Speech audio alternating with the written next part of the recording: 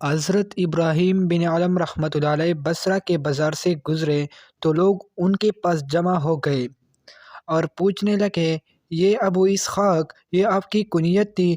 رب ذوالجلال نے قرآن کریم میں فرمایا، مجھے پکارو، میں تمہاری دعاؤں قبول کروں گا۔ اور ہم ایک عرصہ سے دعا کر رہے ہیں اور ہماری دعائیں قبول نہیں ہوتی۔ حضرت ابراہیم بن آدم رحمۃ اللہ علیہ نے فرمایا، اس لیے کہ تمہارے دل 10 چیزوں کی وجہ سے مردہ ہو چکی ہے۔ پھر مندرجہ ذیل فرمایا، نمبر 1، تم اللہ تعالیٰ کو پہچانتے ہو لیکن اس کا حق ادا نہیں کرتے۔ نمبر 2، تم رسول اللہ صلی اللہ علیہ وآلہ وسلم سے محبت کا دعویٰ کرتے ہو لیکن آپ کی سنت چھوڑ دیتے ہو۔ نمبر 3، تم قرآن کی تلاوت کرتے ہو لیکن عمل نہیں کرتے۔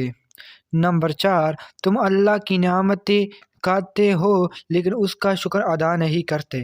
نمبر 5، تم کہتے ہو کہ شیطان تمہارا دشمن ہے لیکن پھر اس کی موافقت بھی کرتے ہو۔